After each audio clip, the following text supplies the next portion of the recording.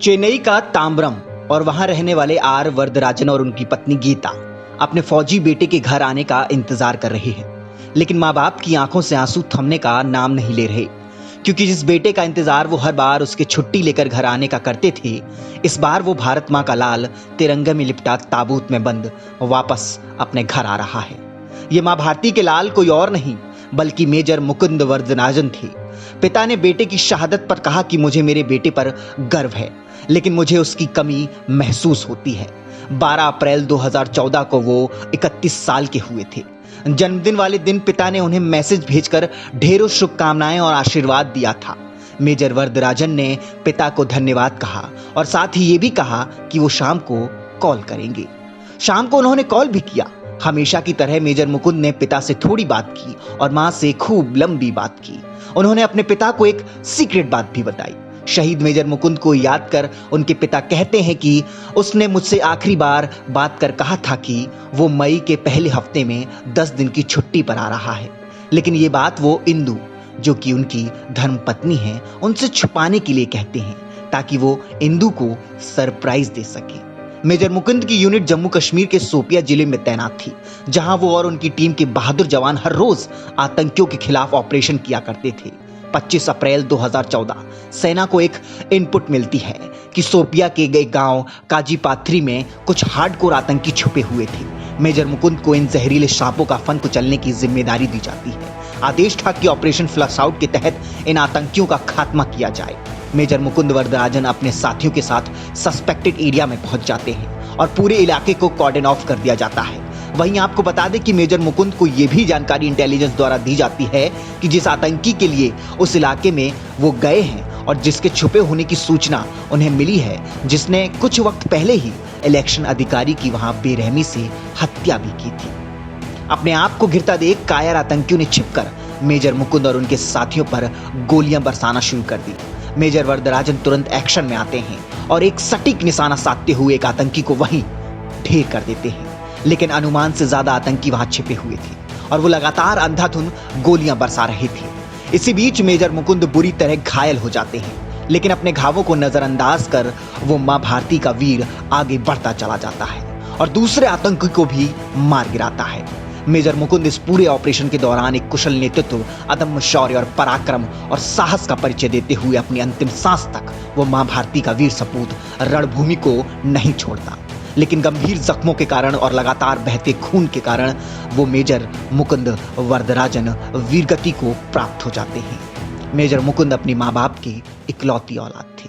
परिजन नहीं चाहते थे कि उनका बेटा अपने कजिन्स की तरह सेना ज्वाइन करे, लेकिन मुकुंद ने तो सेना का सपना अपना लक्ष्य बना रखा था। बेटे को विदा करते वक्त बलिदानी मेजर मुकुंद के पिता कहते हैं कि जब मुकुंद ने हमसे फौज में जाने की इच्छा जाहिर की तो हम ना चाहते हुए भी उसे मना नहीं कर पाए। हमने उसके इस फैसले का पूरे दिल से सम्मान किया। आज मेरे बेटे के बलिदान होने के बाद मुझे एक पल के लिए भी नहीं लगा कि हमने उसे फौज में भेजकर कोई गलती की थी। आपको बता दें, मां भारती की इस लाल ने मास्टर्स की degree journalism and mass communication से ली थी। पिता को लगा कि मुकुंद ने फौज के सपने अब छोड़ दिए होंगे, लेकिन उन्होंने शॉर्ट सर्विस कमीशन के जरिए सेना में चैन पा लिया और घर वालों को चौंका दिया। 2004 में वो ATA यानी कि ऑफिसर्स ट्रेनिंग एकेडमी से पास आउट हुए। शहीद के पिता की आंखें वो बातें याद कर हुए नम हो जाती हैं जब वो मुकुंद से फोन पर बात करते थे और उनसे सेना और उनकी जिंदगी सेना में कैसी होती है ये जानने की कोशिश करते थे। लेकिन मेजर मुकुंद कभी अपने पिता को सेना से जुड़ी कोई भी जानकारी नहीं बताते थे। वो हमेशा कहते थे कि वो अपने परिवार की कीमत सेना में जाने के बाद समझे। वो अपने परिवार को बहुत मिस करते हैं, वो अपनी बच्ची को भी बहुत मिस करते हैं। इस पर उनके पिता आर वरदराजन उन्हें कहते थे कि इस वजह से ही वो मुकुंद को फौज में नहीं भेजना चाहते थे। तो पिता की ये बात सुन मेजर मुकुंद बहुत नाराज हुआ करते थे। मेजर मुकुंद के लिए सेना बहुत ज्यादा, उनकी जिंदगी से भी ज्यादा, बहुत ज्यादा थी। वहीं मुकुंद की मां अक्सर बेटे से शिकायत किया करती थी कि वो उसे साल में एक आधा बार ही देख पाती है। मेजर मुकुंद मां से कहते थे कि यहाँ बहुत सारे ऐसे फौजी बेटे हैं जो अपनी मां को साल साल भर भी नहीं देख पाते। आप तो किस्मत वाली हो मां, जो एक दो बार तो अपने बेटे को देख ही लेती हो। मेजर मुकुंद ने अपनी सेवा UN की शांति सेना में शामिल होकर लेबनान में भी दी थी। मेजर मुकुंद जब शहीद हुए तब उनकी बच्ची की उम्र महज 6 माह थी। उनकी बच्ची का नाम आर्शिया है। शहीद मेजर मुकुंद के पार्थिव शरीर को जो जवान लेकर आया था, उसने बताया कि वीर सपूत मेजर मुकुंद वरदराजन के आखिरी शब्द थे, उनके माता पिता, पत्नी और बच्चे का ख्याल रखना।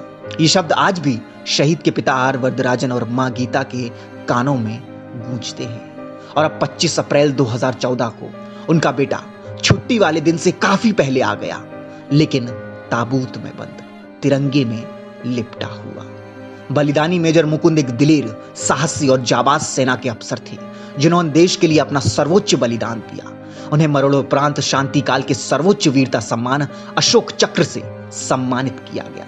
वाकई में धन्य है ये धरा, जिसने ऐसे माटी के लालों को जन्म दिया, जिन्होंने अपने लहू से मातृभूमि की रक्षा की। नमन है इन वीरों को, साथ ही नमन है इन बलिदानियों के परिवारों को, और सलाम है ऐसे वीरों की वीरांगनाओं को जो हंसते हंसते अपने सुहाग को देश की आन बान और शान के लिए न्यौछावर कर देती है। शिवालिक जर्नल नमन करता है शहीद मेजर मुकुंद वरदराजन को। जय हिंद, जय भारत। अगर आप ये वीडियो YouTube पर देख रहे हैं तो हमारे चैनल को सब्सक्राइब कर बेल आइकन दबाना ना भूलें। अगर आप हमारी वीडियो को Facebook पर देख रहे हैं तो हमारे पेज को फॉलो और लाइक करना ना भूलें।